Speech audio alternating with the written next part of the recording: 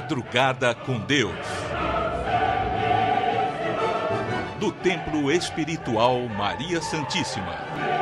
Aproximando a espiritualidade de você. Bom dia, graças a Deus. Salve Jesus, salve nossa Mãe Maria Santíssima.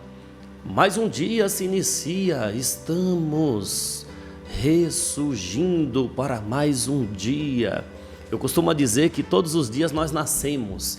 Deus nos permite renascer ao amanhecer de cada dia. Por que renascer? Porque a vida é contínua. Quando você encarna, é o renascimento para mais uma jornada de vida. Você sabia disso? Sabe quando você nasce? Sabe o nascimento por parte da sua mãe? Sabe aquele embriãozinho que se torna um feto e que vem ser um bebezinho que a mãe dará à luz? Ali é como o renascimento de uma nova jornada, é um novo dia para a sua eternidade. De fato, é apenas mais um dia para a tua eternidade como espírito que é. Somos criados à imagem e semelhança de Deus em espírito e somos eternos. Nós somos eternos, por mais que haja discussões entre algumas formas de crença, de que morre e fica esperando o juízo final, de que a vida é uma só, até mesmo os ditos ateus, materialistas que não acreditam na pluralidade da vida, mas um fato é, todos nós vamos morrer, vamos nos deparar com esta realidade de que a vida é contínua, ela continua.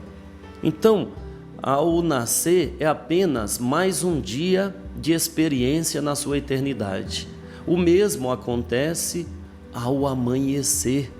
Você já acordou? Ou você nem dormiu?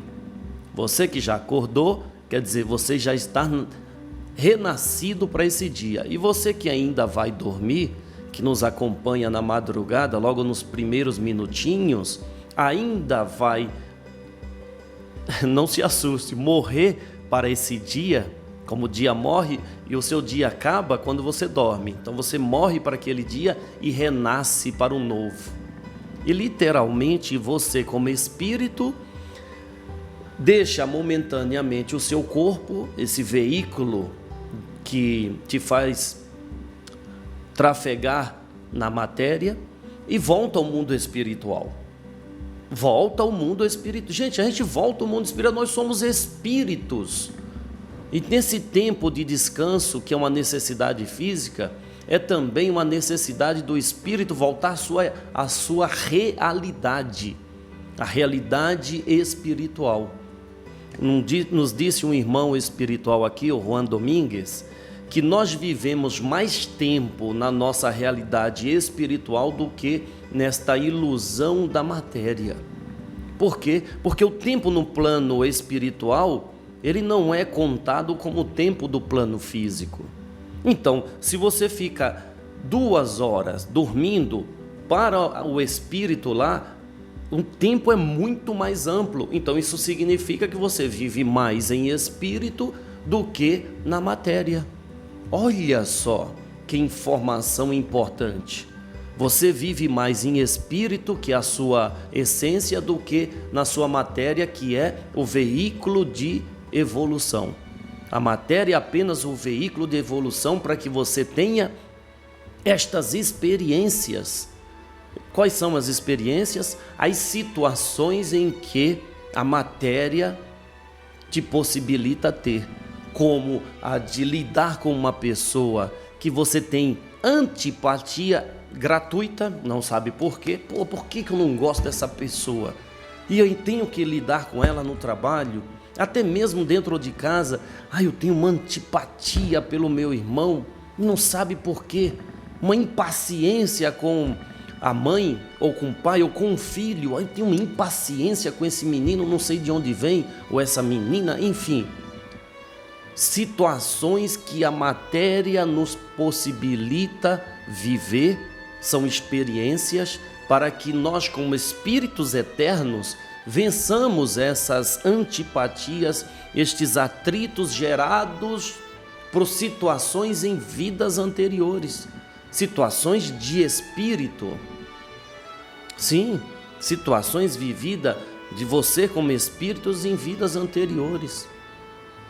E essas situações, elas são vencidas quando você ressurge para um novo dia, quer dizer, uma nova jornada encarnatória, e convive com aquela pessoa sem lembrar dos fatos ocorridos nas vidas anteriores. Olha como Deus é bom, não é mesmo? Bom, gente, o tema de hoje é muito importante. Olha só, o tema é trazido pelo cigano espiritual Júlio Del Toro. O jardim da vida. Um tema bonito, né? O jardim da vida. Somos nós que cultivamos nesse jardim as flores e também os espinhos. Mas nós vamos passar a palavra ao Júlio Del Toro e ele próprio vai nos trazer estas informações, esta lição que será útil para todos nós.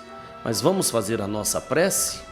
Vamos fazer a nossa oração matinal, agradecendo a Deus e nos preparando para que realmente possamos refletir em nós a presença de Deus.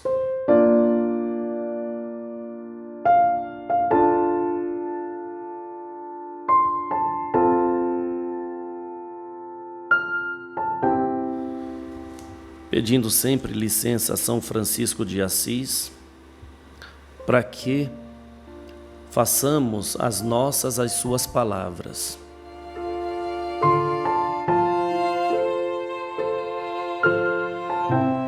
E assim dizer: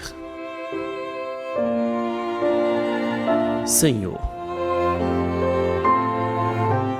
no silêncio deste dia que amanhece, venho pedir-te a paz, a sabedoria, a força.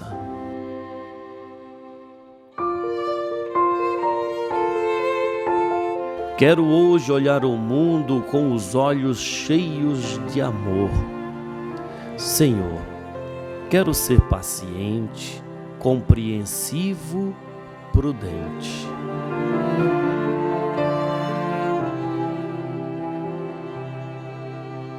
Quero ver além das aparências os teus filhos, Senhor, como tu mesmo os vês.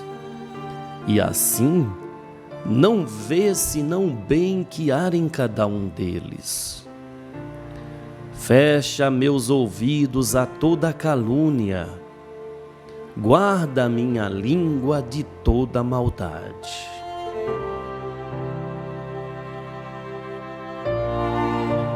E que só de bênçãos se encha a minha alma. Que eu seja tão bom e tão alegre que todos aqueles que se aproximarem de mim sintam a tua presença. Reveste-me, Senhor, de tua beleza, e que no decorrer deste dia eu possa te revelar a todos.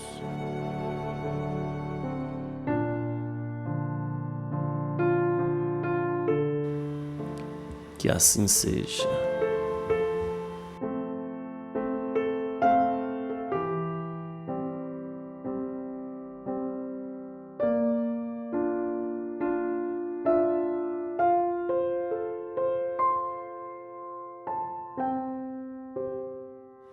Graças a Deus, graças a Deus. Já imaginou se todos nós revelarmos Jesus a todas as pessoas que se aproximarem de nós?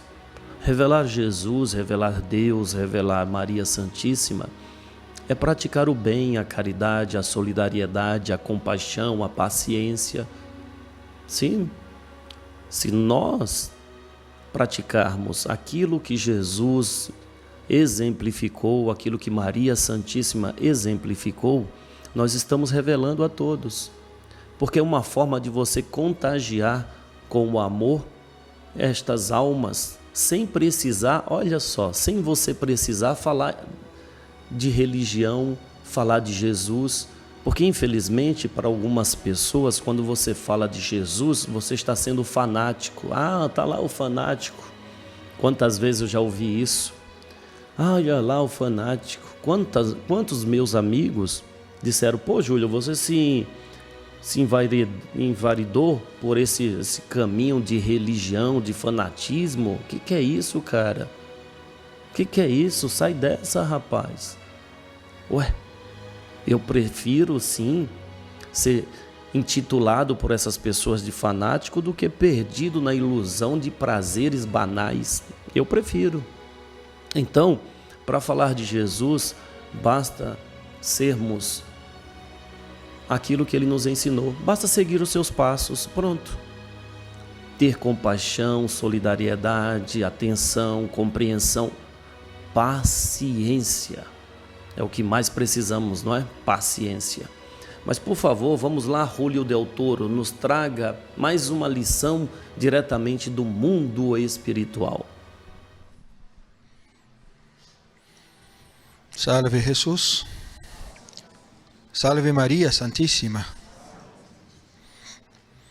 Conhecer a própria vida, a própria história, entender as raízes espirituais, a qual se firma sua crença, o seu amor, os seus valores, faz com que você dificilmente erre o seu caminho.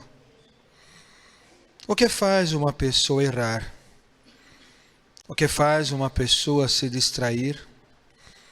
O que faz uma pessoa buscar caminhos tortuosos? O que faz uma pessoa pecar contra o seu irmão? Ou agredir as próprias leis espirituais que cercam a sua vida e seu ser? Se nós viemos da luz de Deus, de uma essência de amor, por que o Espírito se envolve com energias tão distantes àquilo que foi firmado e formado em seu ser? Quando o Espírito está envolvido em seu pensamento, aquilo que realmente lhe origina, ele não anda para trás, ele não se perde em seus pensamentos. Ele aprende a combater o mal com o melhor que Deus lhe dá. Ele aprende a não guardar em si o que não é dele. Ele não carrega problema dos outros. Ele não carrega a raiva dos outros. Ele não carrega a tristeza de ninguém. Ele sabe que ele tem que trabalhar em seu coração apenas virtudes. Como um bom jardineiro que coloca em seu jardim apenas as plantas mais cheirosas, mais bonitas, as flores que vão mais trazer alegria à sua casa. O bom jardineiro tem que tirar da terra as ervas daninhas, os animais peçonhentos, tem que cultivar a terra, tem que arar a terra, tem que aguar a terra, tem que estar vigilante dia após dia, com excesso de sol, de chuva, de frio, para que o seu jardim sempre se mantenha bonito e florido. Quantas almas que parecem apenas jardins esquecidos, quantos rostos que demonstram apenas tristeza, preocupação, medo do amanhã. Quantas pessoas que quando enfrentam os seus desafios, que até mesmo estão programados em suas vidas, se desesperam. Se o jardim foi dado a cada um de nós, é porque sabia Deus que poderíamos zelar por ele, O que você coloca nesse jardim é o que sai do teu coração, é o que sai da tua mente, é o que sai da tua energia. Se o jardim está ruim, está sujo, bagunçado, a tua mente não está boa. Se o jardim tem flores ruins, ervas daninhas, é porque guarda em teu coração mágoas demais.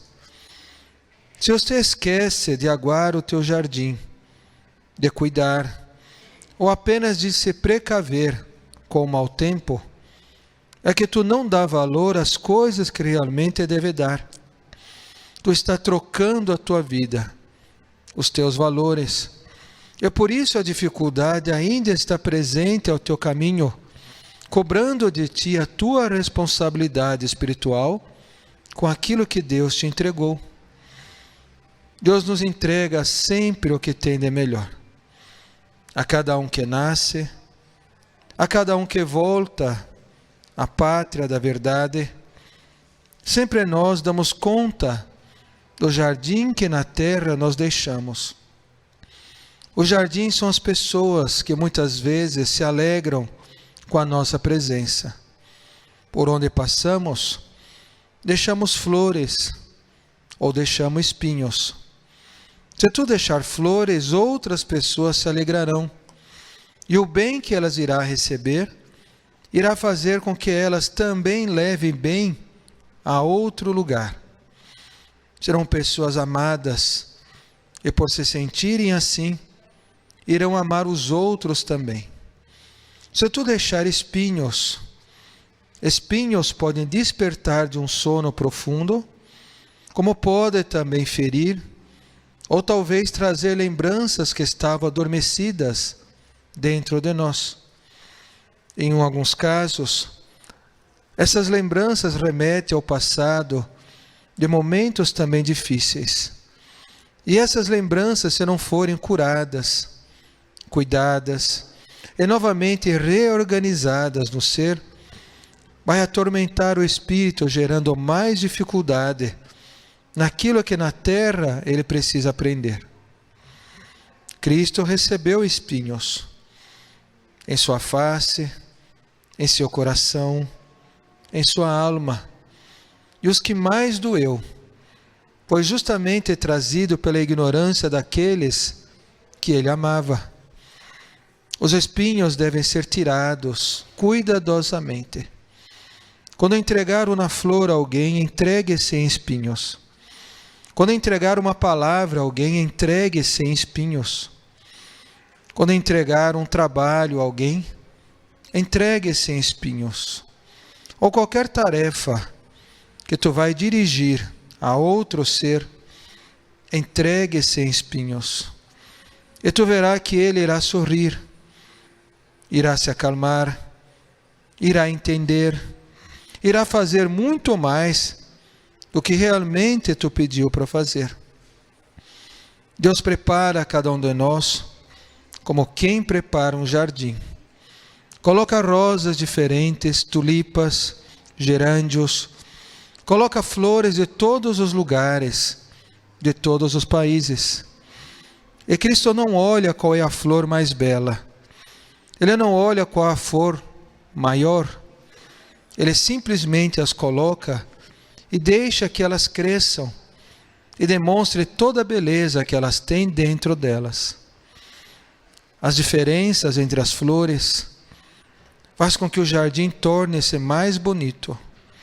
E o perfume de cada flor se identifica com cada pessoa que passa por lá, recebendo em sua alma sempre o melhor de Deus. Mentalize o teu jardim. Talvez está esquecido. Talvez são as pessoas que tu deixou para trás. Talvez é a tua casa, que tu sempre deixa para amanhã para cuidar. Talvez é o teu aprendizado, que tu esperas sempre que venha de alguém, nunca de ti. Talvez é o teu coração, é o teu sorriso, e aquilo que você tem de melhor, que muitas vezes está escondido dentro de vós. Mentalize como tu quer trabalhar a tua vida. Mentalize como está o teu jardim. O mais alto sempre descerá sobre nós os fluidos necessários que vai fazer com que o teu jardim esteja sempre trazendo o que tu tem de melhor. Eu quero, e nós queremos, eu posso, e nós podemos. Eu vou fazer, façamos-nos todos juntos. Eu vou realizar. Eu comece desde já, mentalizando o jardim da tua vida, como tu imagina que ele deve ser, o mais belo, o mais bonito, o mais florido, o mais alegre, o mais vivo, o mais cheio de amor. Deus bendiga a todos vosotros. Graça. Obrigado, meu irmão Julio Del Toro. Obrigado, obrigado, obrigado. Esse tema é tão bonito e é real, né? É uma forma lúdica de falar de algo muito profundo, que é a plantação de nossa vida, de nosso futuro. Plantamos o nosso futuro. Tem uma frase que eu acho bonita que diz o seguinte: nós somos o alfaiate do nosso destino. Você é o alfaiate do seu destino, você é o jardineiro da sua vida. Então, cultive as melhores flores, tá certo? Paulo de Moraes com mais uma leitura dos 4 evangelhos. Passamos a apresentar os 4 evangelhos. Revelação da Revelação. Jean-Baptiste Rustin. Narração: Paulo de Moraes.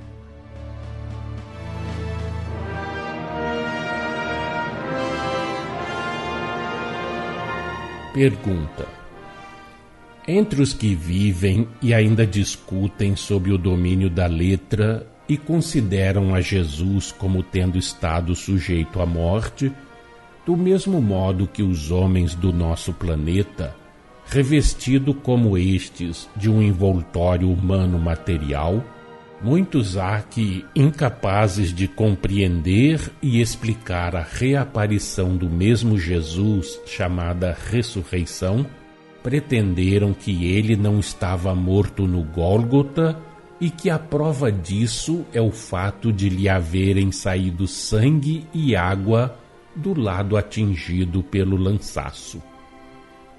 Que dizeis a isso? Resposta: nada disto tem objeto nem valor diante da nova revelação referente à origem e à natureza de Jesus. E a explicação que vimos de dar é a única digna de prender a atenção dos homens. Aos que tal pretendem, e colocando-vos no seu ponto de vista, podeis fazer notar que Jesus acabava de exalar o último suspiro e que o golpe de lança foi na região do corpo, que pela sua mesma posição e pelo gênero da morte que se dera, conserva mais calor e, conseguintemente, vida animal. Nada, pois, de surpreendente haveria em que o sangue, mesmo que fosse sangue humano, estivesse ainda suficientemente líquido para se apresentar nos bordos da ferida, separando-se das partes aquosas que contém e que dele se dissociam ao dar-se a coagulação. A que resultado poderia semelhante opinião conduzir? Perguntamos, colocados sempre no ponto de vista dos que a sustentam. Pretenderão que o corpo do Mestre tenha sido depositado cheio de vida no sepulcro e que, havendo os esforços de alguns homens conseguido facilmente remover a pedra que fechava a entrada da gruta, ele haja podido sair de dentro desta? Mas por quem? Em que momento? Obedecendo a que intuitos? A que interesses? Por que motivo e com que fim teria sido praticada essa fraude da qual Jesus necessariamente seria cúmplice. Como é que tais homens, que ninguém diz quais foram, houveram podido, durante a execução do trabalho de remover a pedra, de retirar o corpo, de chamá-lo à vida, escapar à vigilância ativa que ocultamente exerceram no Gólgota e depois em torno do sepulcro os principais sacerdotes, os maiorais dos judeus, os fariseus, todos sabedores de que a ressurreição predita, anunciada, devia dar-se ao terceiro dia, ressurreição que consideravam impossível de verificar-se, senão como fruto de uma impostura, de uma fraude, mediante a subtração do corpo por mãos humanas. Como teriam podido escapar àquela vigilância oculta que havia de exercer-se até o momento em que, passado o sábado, pudessem os sacerdotes chumbar a pedra e pôr de guarda ao corpo no sepulcro assim selado os soldados romanos?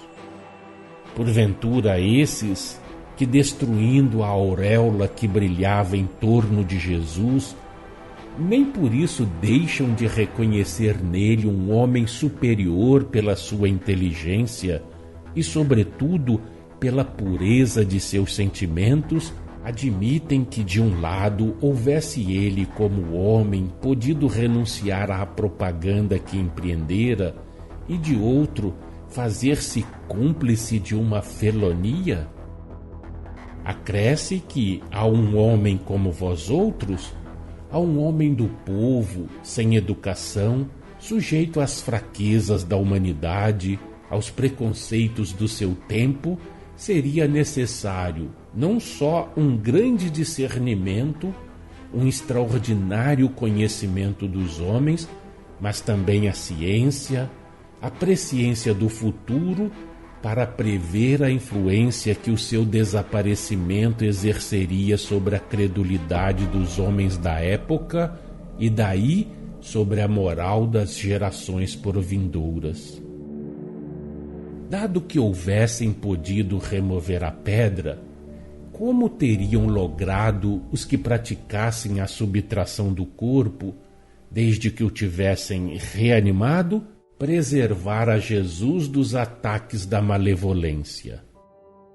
Fora preciso que ele depositasse uma grandíssima confiança nos que, em tal caso, seriam seus cúmplices na fraude, para estar certo de que não haveria entre eles um segundo Judas, não obstante a avultada recompensa que qualquer deles seguramente podia esperar dos príncipes dos sacerdotes, dos judeus mais eminentes e dos fariseus, se afirmasse e provasse que mãos humanas tinham subtraído o corpo.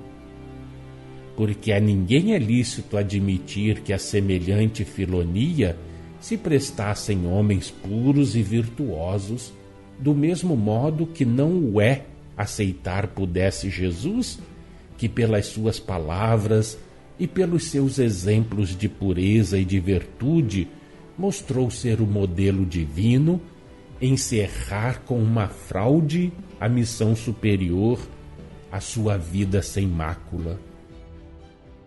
Já vos mostramos, porém, comentando os 3 primeiros evangelhos, que o corpo estava na gruta quando os príncipes dos sacerdotes e os fariseus, com os soldados romanos destacados para montarem guarda ao sepulcro, foram selar, chumbando-a, a pedra que lhe fechava a entrada.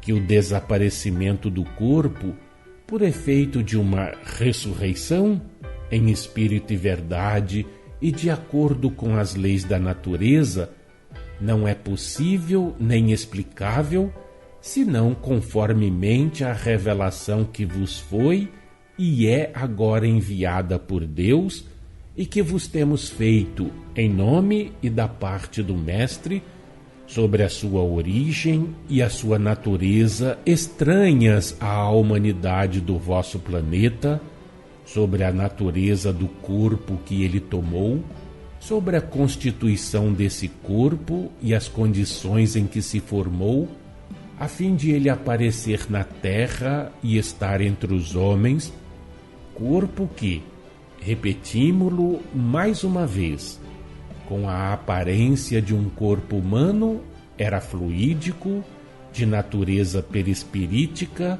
tornado tangível, para ser percebido pelos homens, de maneira tal que houvesse, da parte destes, ilusão completa, como devia acontecer, e sabeis já por que e com que fim. Era um corpo compatível, harmônico com a natureza espiritual de Jesus, formado segundo as leis que presidem a formação dos corpos nos mundos superiores, mas apropriadas essas leis ao vosso planeta, aos fluidos nele ambientes e que servem para a formação dos seres humanos. Era, pois, um corpo também relativamente de harmonia com esse planeta.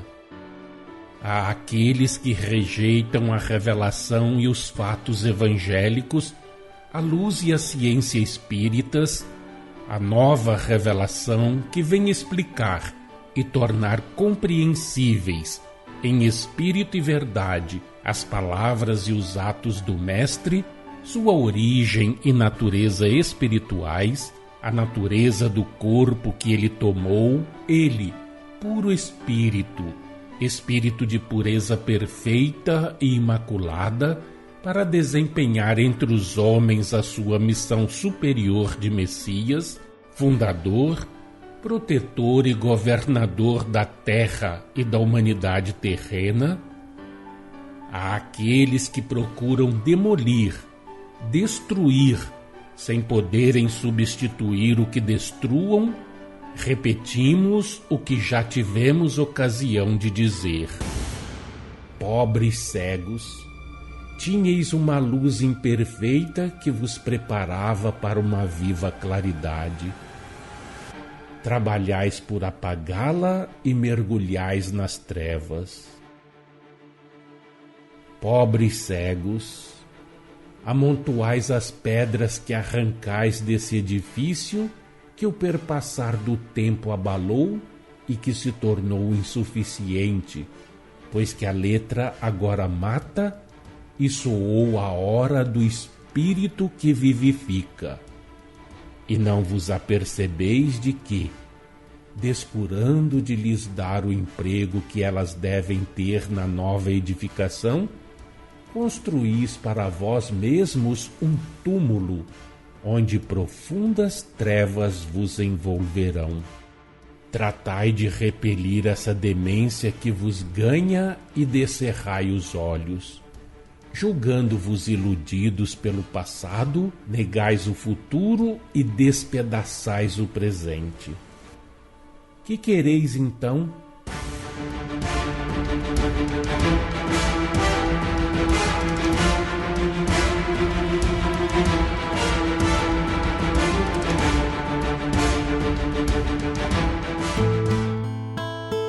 Acompanhe no próximo programa mais um trecho de Os 4 Evangelhos, Revelação da Revelação, Jean Baptiste Rustin.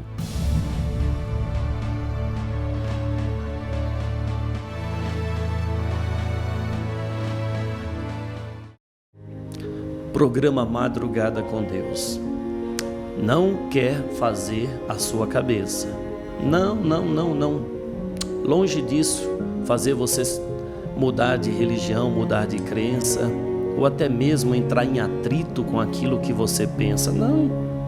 Se você pensa opostamente daquilo que é citado aqui, não tem problema, meu irmão. Você está preenchido por aquilo que você crê, ótimo, segue seu caminho.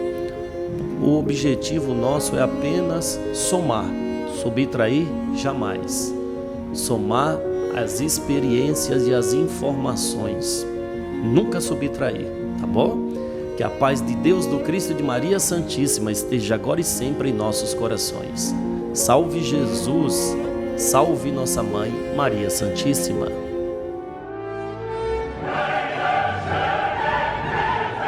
Madrugada com Deus. Do Templo Espiritual Maria Santíssima. Aproximando a espiritualidade de você.